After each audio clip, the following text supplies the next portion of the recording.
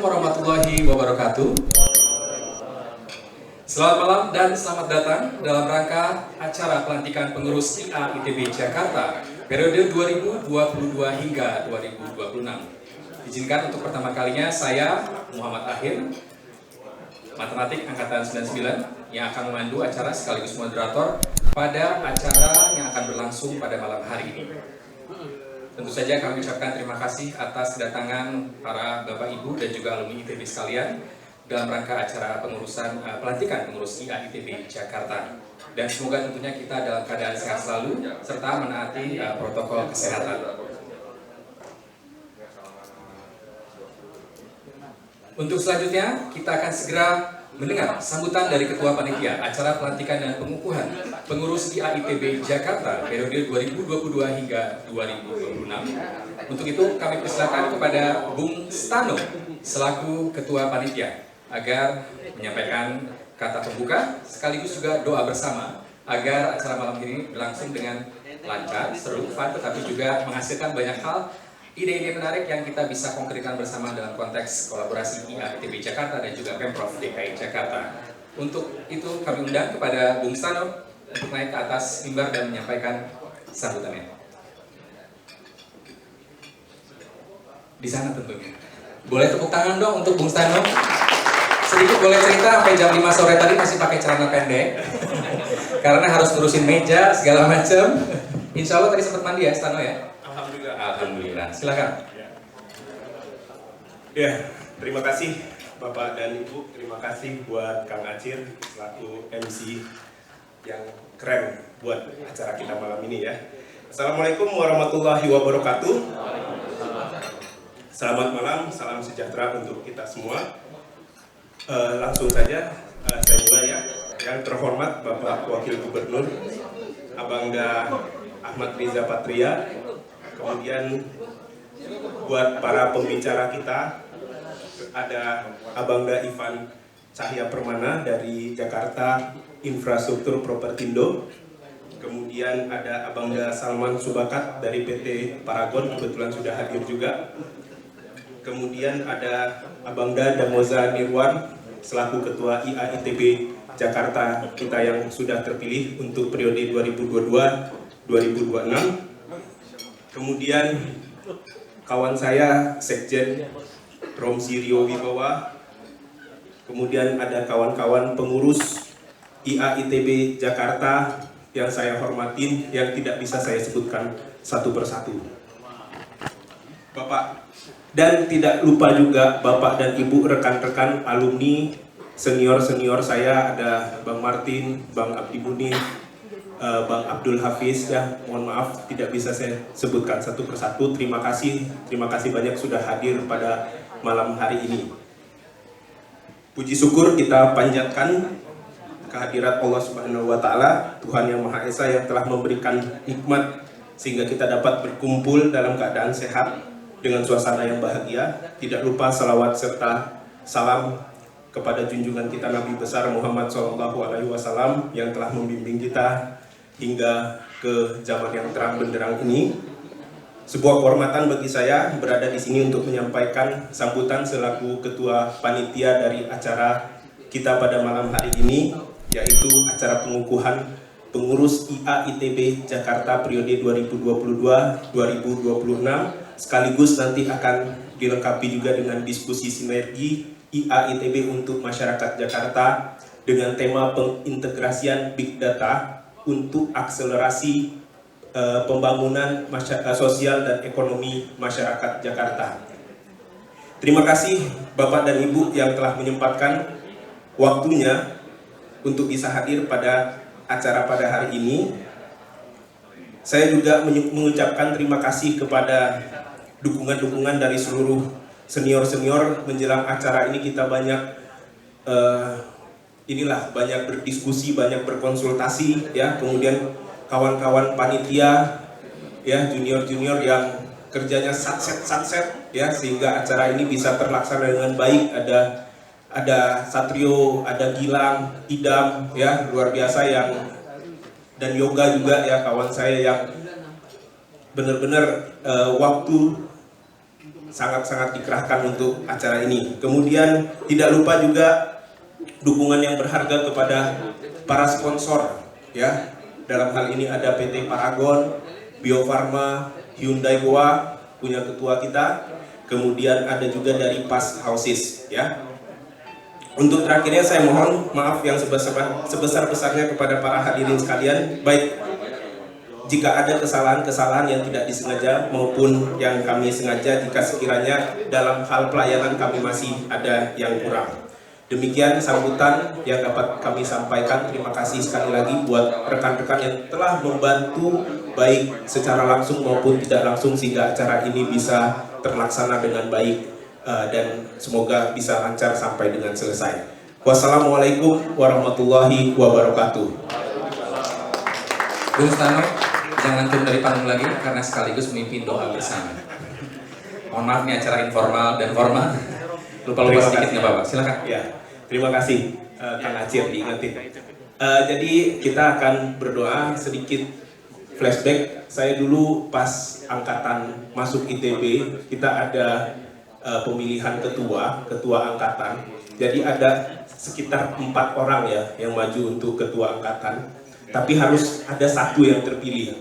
Nah, ternyata politik bagi-bagi jabatan itu sudah dimulai sejak kita masuk kuliah. Sehingga 3 orang yang tidak terpilih dibagi jabatannya menjadi ketua 1, ketua 2, dan ketua 3. Dan saya kebagian ketua bidang agama.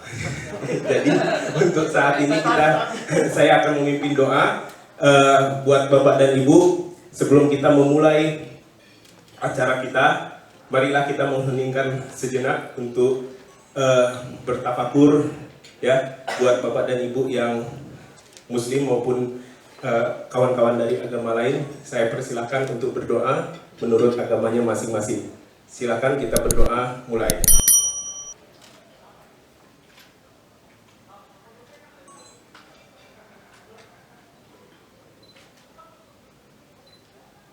Ya, selesai. Terima kasih. Wassalamualaikum warahmatullahi wabarakatuh. Waalaikumsalam warahmatullahi wabarakatuh. Terima kasih Bung Stano untuk sambutan sebagai ketua panitia, dan ya mohon izin ini acaranya memang dibuat informal tapi juga tetap ingin mendapatkan esensi dari acara pengukuhan dan juga pelantikan pengurus. Jadi mohon maaf juga kalau rundownnya sedikit terbalik-balik begitu ya.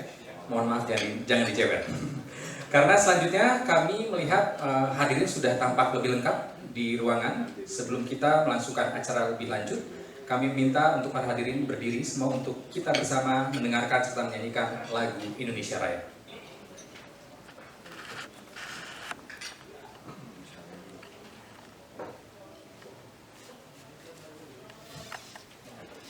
Menyanyikan lagu Indonesia Raya.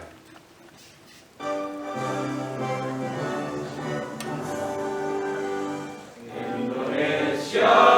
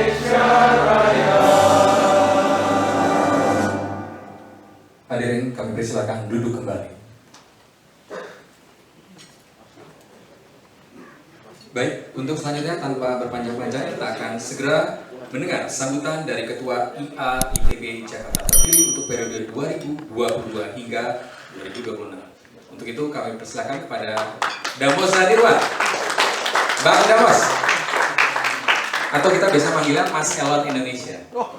Dan Elon, karena mengelola Hyundai Electric Vehicle ya. Silakan.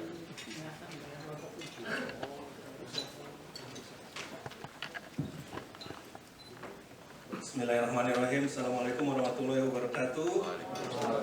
Yang saya hormati Bapak Wakil Gubernur DKI Jakarta, Bapak Ahmad Riza Patria. Yang saya hormati Ketua PPIAITB, Bapak Gembong Manjaya. Yang saya hormati seluruh pengurus PPIAITB yang hadir. Mungkin tidak bisa saya sebutkan satu-satu, Bang Basar jelas kelihatan di depan. Kemudian terima kasih yang saya hormati para pengurus PPIA ITB Jakarta dan para panitia acara ini yang tadi sudah disebutkan satu-satu oleh Bung Stano. Yang saya hormati seluruh tamu hadirin yang ada malam ini di sini. Terima kasih yang tidak terkira saya ucapkan atas keluangan Bapak Ibu untuk hadir dalam rangka pengukuhan dan penyerahan SK pengurus IA ITB Jakarta 2022-2026 di tengah kesibukan Bapak Ibu sekalian. IA ITB Jakarta memiliki nilai yang sangat strategis karena berisi himpunan alumni ITB yang berbasis di Jakarta sebagai ibu kota. At least masih ya for the time being. Jadi IA ITB ini adalah kumpulan orang-orang yang sangat beruntung bisa mendapatkan pendidikan di salah satu institusi pendidikan terbaik di negeri ini. Dan sambil belajar pun dulu kita disubsidi oleh negara kita tercinta. Oleh karena itu sudah seharusnya kita para alumni ITB saatnya kita untuk give back to the society sebagai istilahnya pembayaran hutang kita dulu lah ya, waktu kita masih duduk di bangku kuliah dengan disubsidi. Saya merasa kita harus saatnya berkontribusi kepada negara, baik itu dalam tenaga, pikiran, maupun materi. Dengan semangat giving back to the society ini, saya kemarin itu membulatkan tekad untuk mencalonkan diri menjadi Ketua IA ITB Jakarta dan alhamdulillah terpilih pada kongres yang dilaksanakan pada Februari awal tahun ini. Dengan terpilihnya saya di tengah kondisi pandemi ini memang memiliki dinamika tersendiri dengan pandemi ini. Tapi sekaligus memberi nilai tambah bagi ide-ide program kerja kami. Alhamdulillah pada hari ini kita bisa melaksanakan seremoni ini dan penyerahan SK dari PPIA ITB kepada kami dan dihadiri oleh Bapak Ibu tamu undangan yang sangat-sangat istimewa. Tidak kita pungkiri bahwa dengan masa pandemi yang telah terjadi, masyarakat Ibu Kota Jakarta menghadapi tantangan dan kesulitan yang mungkin sebelumnya belum pernah dialami. Kesulitan contohnya kesulitan dalam proses belajar mengajar, yang dimana kita Jakarta sebagai kota yang mungkin infrastrukturnya paling siap pun dipaksa dalam waktu cepat untuk mengadopsi teknologi pembelajaran melalui daring.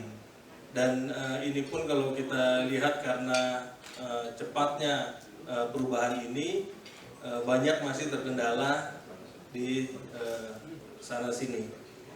Ini kami berpikir bisa dikhawatirkan terjadinya gap antara kualitas pendidikan dengan daring yang awal-awal pandemi, sehingga takutnya terancam sebagai lost generation dalam arti pendidikan. Maka itu salah satu program kerja utama kami insya Allah ke depannya adalah membantu para siswa sekolah menengah atas di ibu kota melalui pendampingan belajar secara non formal dan gratis. Kami sangat berharap untuk dapat berkolaborasi dengan pemerintah DKI Jakarta dan alhamdulillah ide ini pun pernah kami diskusikan di audiensi kami sebelumnya dengan Pak Wagub, dan alhamdulillah beliau mengamini. Insya Allah kita akan bisa jalankan program ini.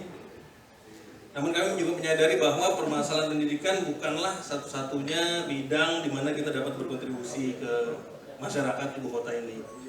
Lebih luas lagi, kami berpikir untuk membantu memilih satu kawasan di mana IAITB dapat berkontribusi secara lebih luas, baik dalam bidang kesehatan, kebersihan lingkungan, dan berbagai infrastruktur yang dibutuhkan masyarakat dalam lokasi tersebut. Jadi insya Allah ke depan kita ingin banyak menitikberatkan program kerja kami di kemasyarakatan, di mana kehadiran manfaat IAITB khususnya Jakarta dan IAITB secara umum itu dapat dirasakan oleh masyarakat yang mungkin memang bukan alumni kita, tetapi to some extent kita bisa dikatakan berhutang lah kepada mereka atas pendidikan yang kita kenyang waktu di bangku kuliah.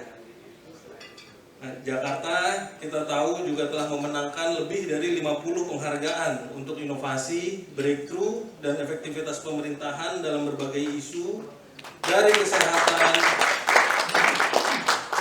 50 penghargaan baik itu dari isu kesehatan masyarakat, social inclusivity, smart city system, sampai inisiatif perencanaan tata kelola. Untuk mencapai kesuksesan ini memang dibutuhkan leadership yang sangat kuat. Terima kasih Pak Wagub dan selamat kami ucapkan. Tapi lebih dari itu kami meyakini bila bisa terjadi kolaborasi yang erat dan berkelanjutan antara pemerintah DKI Jakarta dan IAITB, sangat memungkinkan terjadinya lompatan yang lebih jauh untuk pencapaian selanjutnya. Semua kita lakukan untuk masyarakat kota tercinta kita ini. Pak Wagub, saya yakin IAITB ini dengan anggota-anggotanya yang bermodalkan keilmuan dalam bidang STEM dan art, kami mampu dan mau untuk berkontribusi terhadap Jakarta yang lebih smart, lebih inklusif, dan efektif. Sebagai salah satu contoh langkah awal dari kemauan kami untuk memberi lebih kepada Jakarta, pada malam ini juga kita akan menggelar diskusi bertemakan pengintegrasian Big Data untuk akselerasi pembangunan sosial dan ekonomi masyarakat Jakarta, dengan para pembicara dari alumni-alumni kita yang berbagai angkatan yang memiliki keahlian yang mumpuni dan pengalaman di bidangnya masing-masing. Kami sangat berharap malam ini bisa menjadi permulaan yang baik untuk IAITB Jakarta terutama, dan untuk seluruh komunitas alumni ITB secara umum, dan juga kepada masyarakat DKI Jakarta yang kita cintai ini. Kami berharap kolaborasi kami dengan pemerintah DKI Jakarta dapat berjalan terhingga atas keluangan dan kehadiran Bapak Ibu sekalian di tengah kesibukan dan mungkin banyak yang short notice, seperti bilang memang acaranya cukup dadakan, tapi alhamdulillah insya Allah berjalan efektif, lancar, dan semoga kita bisa dapat menghasilkan banyak buah pikiran dari diskusi kita nanti yang tentu kita harap bisa dikolaborasikan dengan pemerintah DKI Jakarta. Sekali lagi saya ucapkan terima kasih. Wabillahi taufiq wal hidayah. Assalamualaikum warahmatullahi wabarakatuh. Baik, terima kasih Damos atas sambutan dalam rangka acara pengukuhan dan pelantikan pengurus IAITB Jakarta 2022 hingga 2026. Selanjutnya segera saja kita akan dengarkan sambutan dari Ketua Umum PP IAITB Pusat. Kita mintakan yang selalu awet muda ini. Kita segera simak sambutan dari Mas Gendong Primajaya, selalu awet muda. Silakan. Selalu prima, tuh. Kebagian juga. Harus. Bismillahirrahmanirrahim. Assalamualaikum warahmatullahi wabarakatuh. Salam sejahtera buat kita semua. Shalom, Om Swastiastu, Namo Buddhaya, salam kebajikan. Rahayu. Yang saya hormati Pak Wakil Gubernur DKI, Bang Riza, kemudian juga Ketua Umum IAITB Jakarta yang baru, Damoza Nirwan.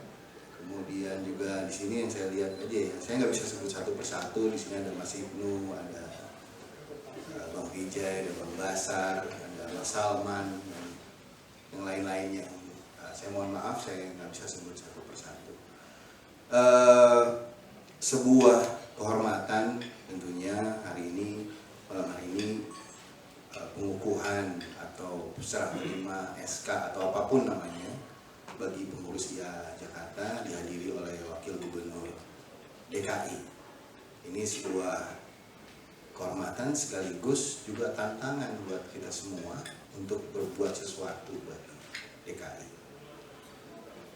Tentu saya kurang paham dengan pengintegrasian big data untuk tapi kurang lebih mungkin saya bisa cerita sedikit ya, bahwa Indonesia ini perbandingan engineer-nya dengan jumlah penduduk adalah 1 juta dibanding 5.000. Jadi setiap 1 juta penduduk Indonesia, 5.000 orang engineers.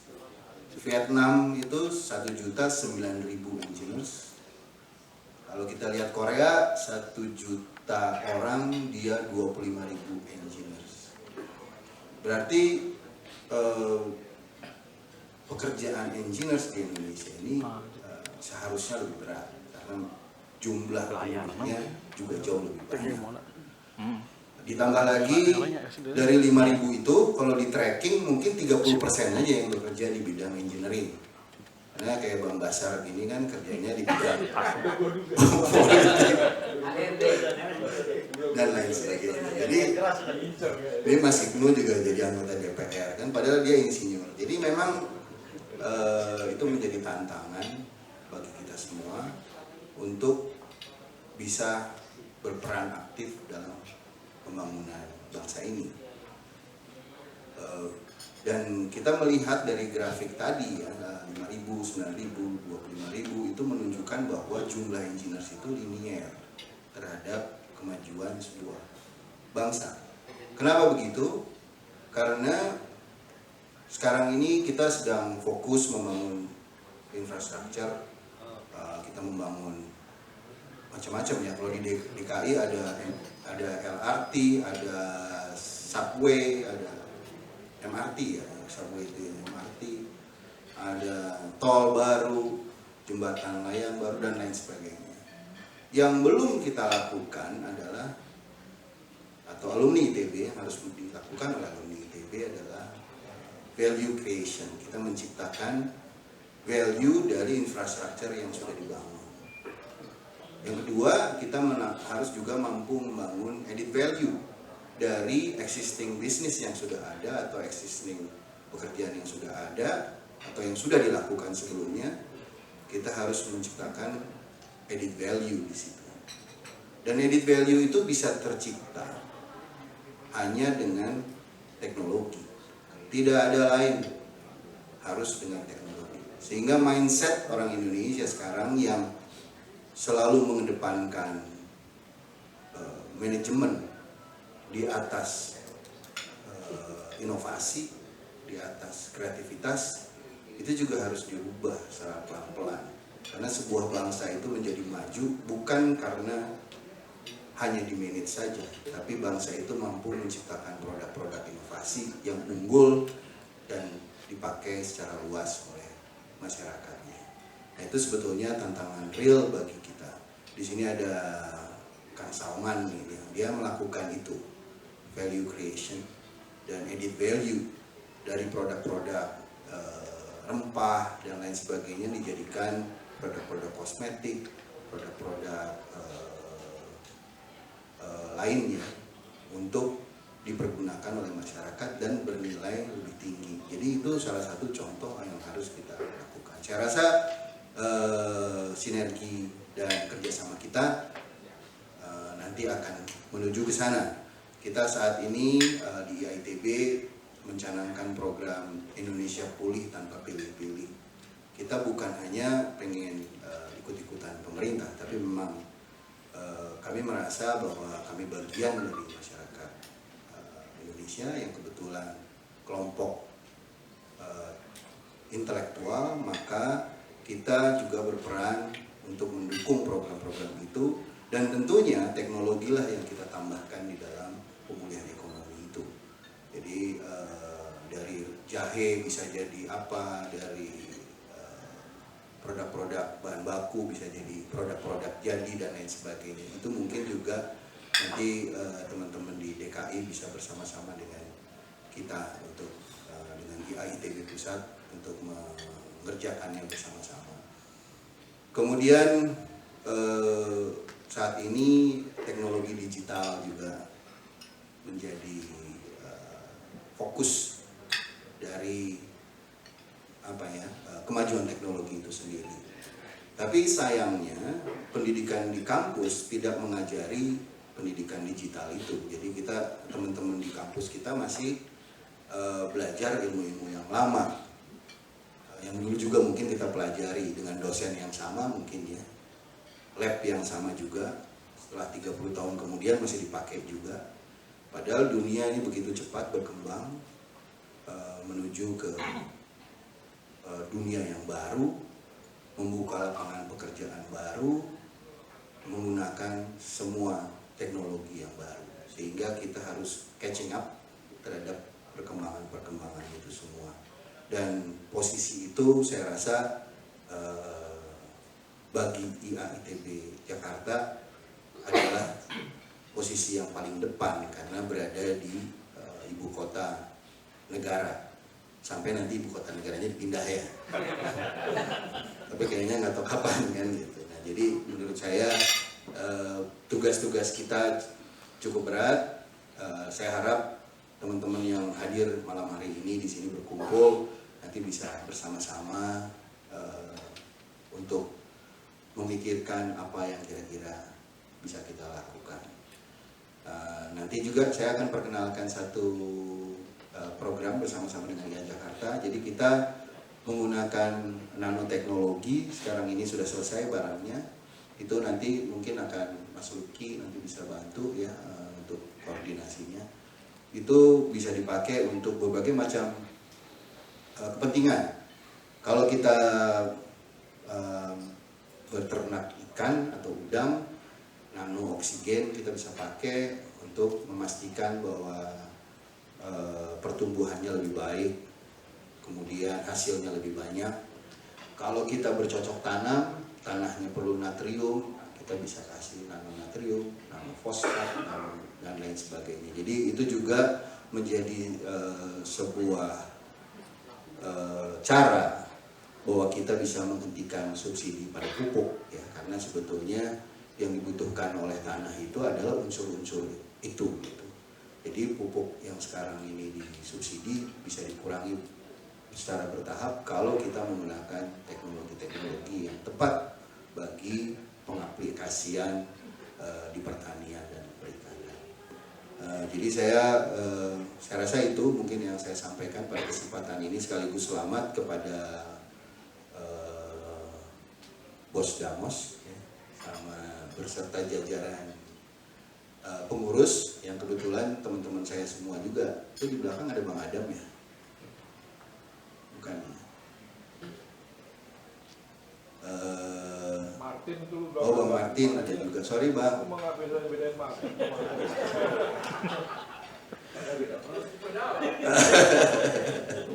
Enggak, itu yang salah mataku. Mataku udah rabun ini ya. Menjelang 55 nih. Ya oke, saya mohon maaf apabila ada kata-kata saya yang kurang berkenan. Saya akhiri dengan wassalamualaikum warahmatullahi wabarakatuh. Terima kasih Mas Gembong. Terima kasih juga sudah mengingatkan untuk kita semua para alumni untuk menciptakan added value dan creation value begitu ya. Mudah-mudahan lewat IAITB Jakarta salah satunya kita bisa kembali, mungkin yang di luar 30% yang tidak bekerja di bidangnya bisa kembali melalui berkontribusi secara keilmuan waktu di ITB melalui IAITB Jakarta. Baik, selanjutnya kita akan segera mendengar sebagai puncak dari acara sambutan, begitu, adalah sambutan dari Wakil Gubernur DKI Jakarta yang juga sekaligus sebagai Ketua Dewan Penasehat IA ITB Jakarta, Bapak Ahmad Riza Patria. Kami persilakan.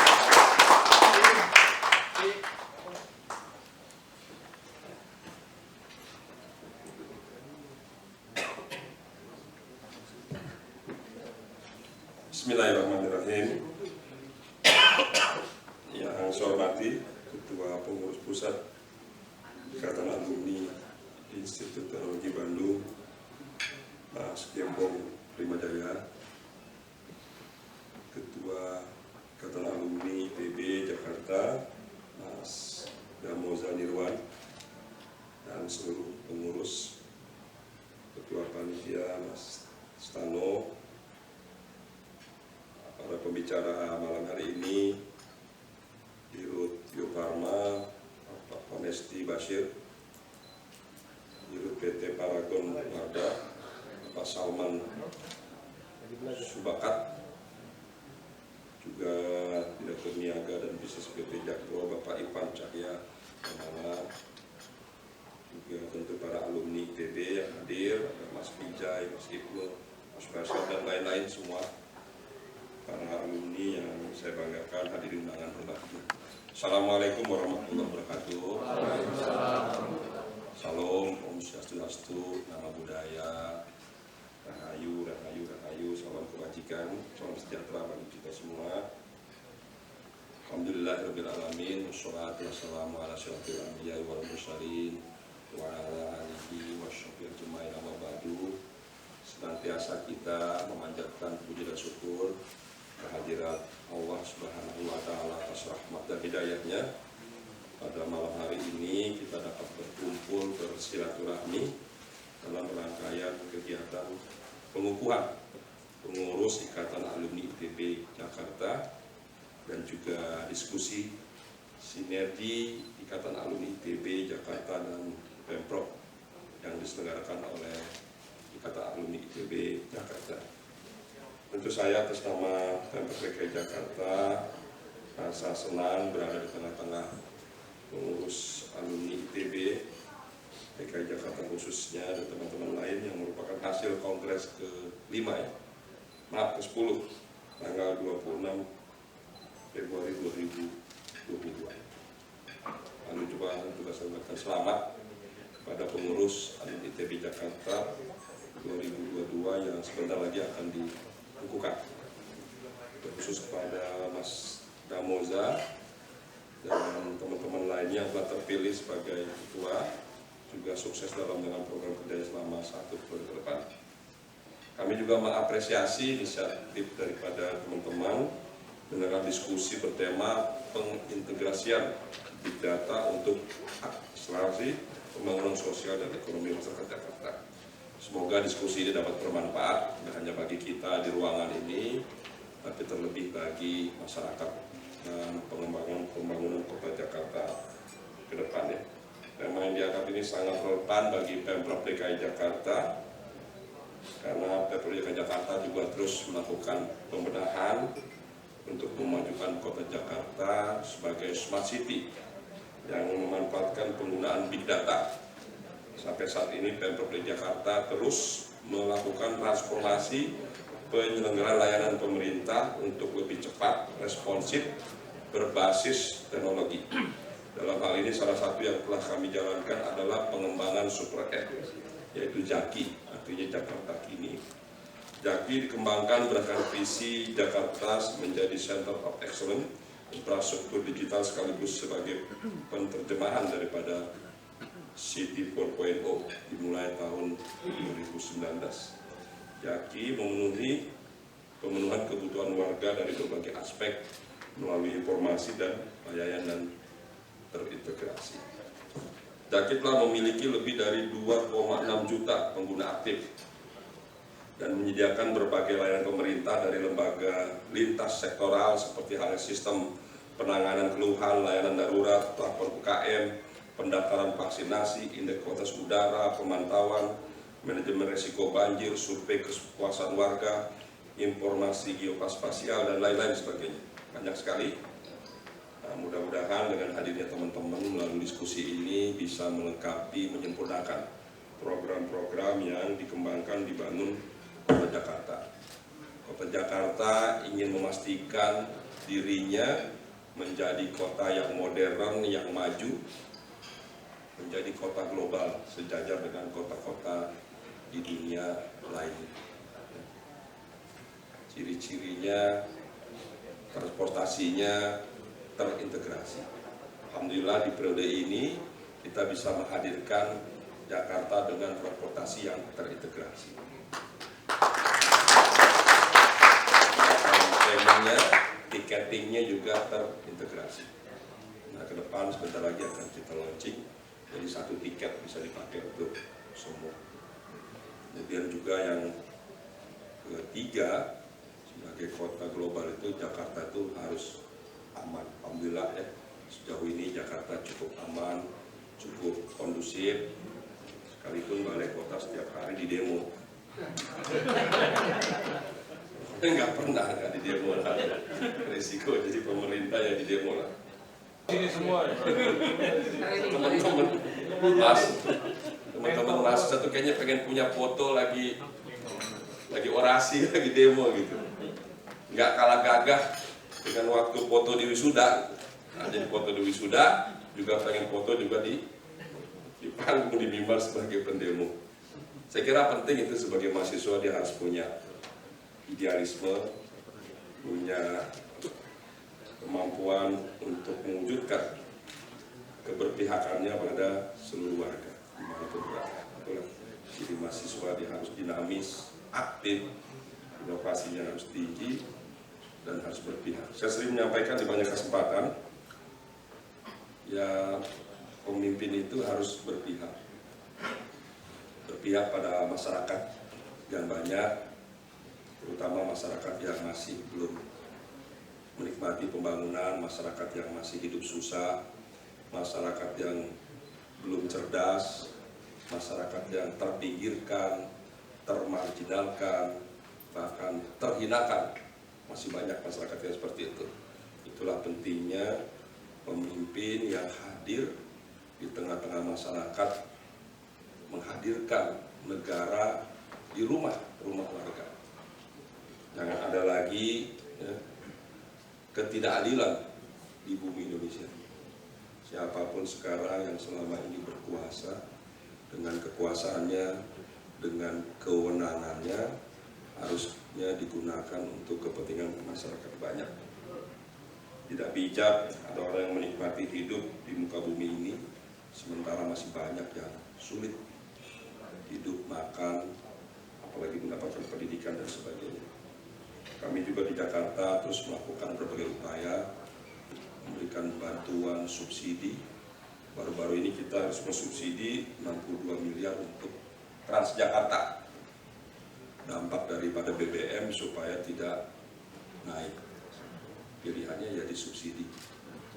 Karena harga BBM naik. Kemudian juga kapal-kapal kita subsidi supaya teman-teman yang ke Pulau Seribu setiap hari pulang pergi juga tidak dibebani. Dan banyak sekali subsidi lain terkait pangan, kebutuhan sembako, supaya di Jakarta bisa kondusif. Itulah tugas pemerintah memberikan perhatian. Bulan lalu juga kami memberikan kebijakan PBB yang di bawah 2 miliar pajak rumah, di bawah 2 miliar itu kita bebaskan. Itu setidaknya mengurangi PAD itu 2,5 triliun. Jadi berbagai kebijakan kami hadirkan di Jakarta ini bentuk keberpihakan kita pada masyarakat kita yang tidak mampu. Itulah pentingnya pemimpin saatnya berbuat. Atau ada istilah kita juga, teman-teman yang sudah sukses itu kalau menjadi pengusaha, apalagi menjadi konglomerat di Jakarta atau dampak dari Jakarta, harus payback sekarang. Dia harus membayar kembali. Nah, jadi saatnya kita membayar kembali untuk kepentingan masyarakat.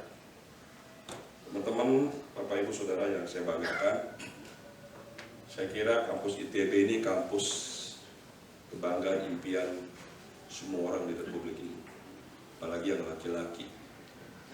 Pengennya menjadi engineer pengennya di ITB, termasuk saya. Tapi saya nggak lulus ITB. Saya dulu kuliah di SMA di Al-Azhar, maunya masuk apa dulu saya lupa, planologi kalau nggak salah. Ambilnya di ITB, nggak dapet saya. Ya udahlah, kalau gitu nyari apa ya? Di swasta saya ambil teknik sipil di ISTN. Ya paling nggak Pak Ruseno orang ITB lah. Pak Ruseno itu rektor saya, ITB dia yang buat fondasi cakar ayam, sosok bahu dan sebagainya. Banyak karya-karya Pak Ruseno. Ya, cuma begitu kuliahnya, susah bener, masuknya gampang, lulusnya susah. Ampun dari kampus deh, maksudnya sih gampang, lulusnya susah banget. Tapi alhamdulillah akhirnya lulus juga. Ambil S2, ada yang nawarin, kata ITB ada juga ekonomi, manajemen. Ya udah saya ikut SPM. Ya udah paling nggak bolak-balik ke Bandung lah ngerasain. Alhamdulillah, jadi saya bisa ikut teknik sipil, kemudian manajemen di ITB. Alhamdulillah anak saya dapetnya di UI. Anak saya pertama di kedokteran baru lulus kedokteran, fakultas kedokteran, terus lanjut double degree di Newcastle London baru lulus bulan lalu. Yang kedua kembar anak saya SMA 8, perempuan dua-duanya juga dapat teknik sipil di UI sama kedokteran di UI. Jadi saya punya anak tiganya perempuan, tiga-tiganya di UI. Saya suruh tadi yang satu, kamu ambil ITB kek? Nggak mau, yang deket aja. Jadi saya ambil di UI. Ya kalau perempuan boleh lah di UI ya. Kalau laki-laki kayaknya nggak keren kalau nggak ITB ya. Kalau anak saya perempuan ya oke lah. Oke Bapak Ibu, saya ingin menyampaikan, saya kira yang paling penting sekarang adalah sejauh mana kemampuan kita melihat opportunity atau peluang yang ada. Tidak ada pilihan. Tadi sudah disampaikan, memang kalau kita bandingkan data-data, apapun data Indonesia dengan negara lain itu kita sangat tertinggal. Jangankan bicara sekolah, bicara engineer dan lain-lain. Ada data juga yang cukup miris. Di dunia itu dari 80 negara, Indonesia itu ranking ke-67 terkait dengan literasi, dengan minat baca. Jadi bagaimana kita bisa maju, kita sukses. Modal utama maju sukses itu apa sih? Ya knowledge tadi, pengetahuan. Di mana dapatnya? Yaitu dalam mayoritas orang Indonesia ini kan Muslim. Muslim itu kan ya Al-Quran itu ya Iqra. Di Al-Quran itu apa yang nggak terjawab? Mohon maaf, tidak bermaksud lain. Semua terjawab. Teknologi apapun, semua yang akan datang itu ada di Al-Quran. Banyak para ahli sudah membuktikan pada Al-Quran jauh belum hadir di muka bumi ini. Harusnya kalau kita belajar mendalami Al-Quran, insya Allah apapun tantangan ke depan di muka bumi ini bisa kita hadapi, bahkan bisa kita manfaatkan untuk kepentingan masyarakat banyak. Nah, orang Indonesia sebaliknya minat bacanya sangat sedikit sekali, kecil sekali. Kita kalau bepergian ke banyak negara, jangankan di bus, di subway, ya, bahkan di pantai-pantai saja. Ya, kalau kita ke pantai, apa yang dibawa? Nah, dibawa yang paling penting apa sih? Kacamata. Kalau orang asing apa yang dibawa? Buku. Jadi niatnya liburan, tapi bukunya nggak ketinggalan. Kalau kita ke Lombok atau ke Bali, ke Pantai Kuta, atau di hotel-hotel di pinggir-pinggir kolam, mereka sambil berjemur, sambil membaca buku. Betapa luar biasa kebiasaan yang baik ini. Pertanyaannya kapan Indonesia bisa seperti itu? Kebetulan bos saya itu hobinya baca, Pak Prabowo. baca. Jadi kalau dia pergi ke luar negeri, pulang itu berkoper-koper yang dibeli buku. Kalau ke luar negeri ke toko buku. Satu saat dia cerita gitu, kenapa dia minat baca. Jadi waktu sejak SD, karena beliau kan sejak kecil sekolahnya di luar negeri, terus setiap weekend itu dikasih buku sama guru. Kasih buku, dia nanti harus membaca. Nanti harus kembalikan. Ya, jadi karena seperti itu, akhirnya terbiasa membaca. Jadi pengetahuannya luar biasa. Kita butuh pemimpin yang memiliki pengetahuan yang baik dan luar biasa. Ini bukan kampanye ya. Susah kita nih kalau orang politik nih apa-apa dianggap kampanye. Ini pengetahuan umum nih, nggak ada hubungan.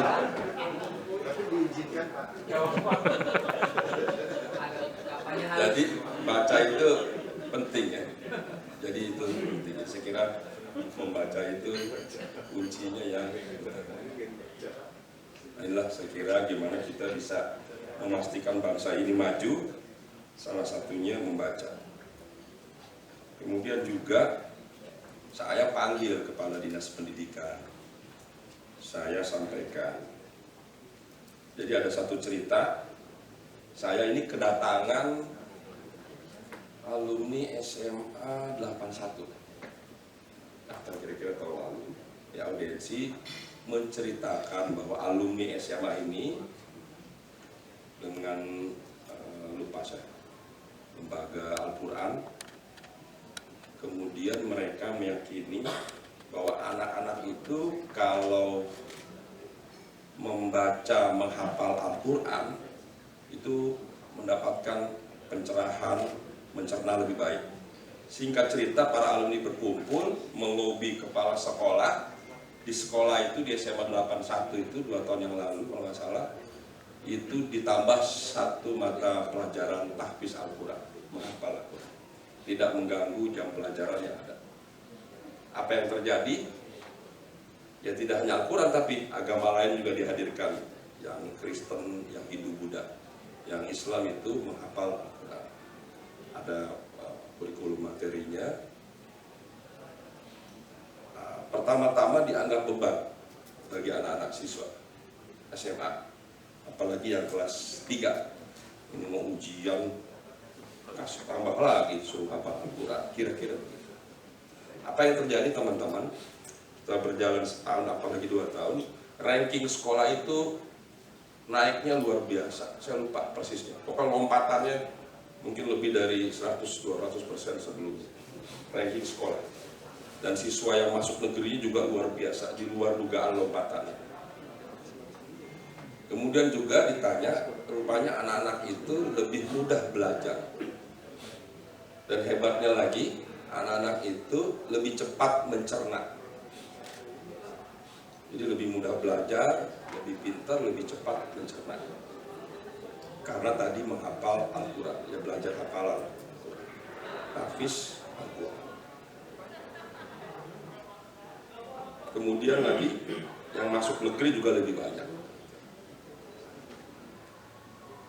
Nah teman-teman itu rupanya juga melakukan uji coba di SD di satu daerah di Makassar, membelajar tahfiz Al-Quran. Anak SD lah gitu ya. Ini sekolah-sekolah negeri, bukan sekolah Islam. Ya namanya anak-anak kan belajar di sekolah, mungkin di rumah diulang-ulang, habis maghrib diulang. Apa yang terjadi? Ada satu ketika mentornya ketemu sama gurunya nangis lagi. Kenapa nangis? Iya, katanya siswa saya. Kenapa siswa? Berceritalah gurunya pada koordinator ini, diantaranya menceritakan anak-anak yang dididik tadi belajar menghafal Al-Quran itu di satu sekolah itu ada orang tuanya, bapaknya hari-harinya itu ya mohon maaf berjudi, minum-minum keras, kira-kira begitu. Kurang lebih dia bilang 3 bulan anak ini menghafal Al-Quran. Bapaknya itu tanpa dinasihati anaknya gitu, mungkin setiap malam dengar anaknya mengaji menghafal Al-Quran, bapaknya punya kesadaran, akhirnya meninggalkan judi dan miras dan sebagainya, akhirnya menjadi orang yang baik lah. akhirnya ke masjid. Yang kedua, jadi di kelas itu ada 10 waktu itu. Yang kedua, seingat saya juga ada orang tua dari anak itu. Ya mohon maaf ya, kalau tiap malam dengan pakaian yang tidak pantas lah, yang seronok, mencari penghasilan malam-malam begitu, ya dipahami lah seperti itu. Pekerjaannya setelah 3 bulan ibunya berubah, pakaian jilbab, ikut pengajian dan ke masjid. Ini contoh luar biasa. Tidak menasihati, nggak bisa anak SD menasihati orang tua. Mungkin karena anaknya setiap hari, setiap malam di rumah mengaji, menghafal, hanya karena mendengarkan itu, orang tua ini akhirnya punya kesadaran yang baik. Saya tidak ingin bermaksud lain ya, saya kira memang kalau kita ingin jujur, mukjizat terbaik itu apa sih di muka bumi ini? Bagi kita yang muslim ya Al-Quran. Karena ini mukjizat yang terbaik, tentu dari banyak sudut dia akan memberikan dampak yang luar biasa. Jadi tidak heran hanya sering mendengarkan Al-Quran, tadi si bapak berubah menjadi baik, si ibu juga berubah menjadi baik, anak-anak kita di sekolah juga menjadi pintar, menjadi cerdas, dan juga mudah mencerna sehingga banyak yang diterima di sekolah negeri. Saya meyakini tidak sekedar itu, bahkan bisa lebih baik lagi. Tentu tidak hanya Al-Quran, tapi juga kitab-kitab suci agama lain yang hadir di muka bumi ini akan memberikan inspirasi, memberikan ilham, memberikan kecerdasan bagi kita semua sebagai umat. Nah, untuk itu saya ingin mengajak mari kita bumikan ya. Bumikan kitab suci agama kita masing-masing, hadirkan di tengah-tengah masyarakat, di tengah-tengah keluarga, dan hadirkan dalam berbagai kebijakan kita dimanapun kita berada, apapun profesi kita. Inilah salah satu cara kita. Cara kita untuk apa? Untuk bisa mampu menjadi bangsa yang besar, bangsa yang unggul. Tadi Mas Gembong menggambarkan bagaimana perbandingan engineer di Indonesia dengan negara lain. Saya lupa persisnya waktu itu saya di Jerman atau di Wina. Yang saya ingat waktu itu jumlah orang Indonesia yang sekolah di sana cuma berapa banyak begitu, mungkin jumlahnya masih ratusan, tapi orang Malaysia sudah 6.000. Jadi bayangkan berapa penduduk Malaysia dibandingkan Indonesia jauh, tapi orang Malaysia jauh lebih maju sekolah di berbagai negara. Kita bersyukur punya Pak Habibie dulu dengan kebijakannya mensekolahkan orang-orang kita ke berbagai negara. Kebijakan ini perlu didukung dan diteruskan. Saya kira teman-teman ITB juga perlu membuat kajian, mendorong pemerintah. Kalau saya kadang-kadang bahasanya nggak mendorong, memaksa pemerintah agar memastikan seluruh putra-putri terbaik kita ini bisa sekolah. Tidak bermaksud bahwa sekolah di negeri ini tidak baik, tapi juga mereka perlu sekolah di seluruh di muka bumi ini, membangun interaksi, komunikasi, selain juga pengetahuan yang tentu nanti dibawa ke Jakarta. Yang penting begitu pintar, sekolah, kerja di perusahaan multinasional, internasional, jangan lupa Ibu Pertiwi, ini penyakitnya begitu. Banyak juga putra-putri terbaik kita, kalau kita ke luar negeri, sering kita temui udah berapa tahun, udah 20 tahun, udah berapa tahun, 30 tahun, 15 tahun, udah nyaman di negeri orang, seakan-akan negeri kita nggak enak. Menyalahkan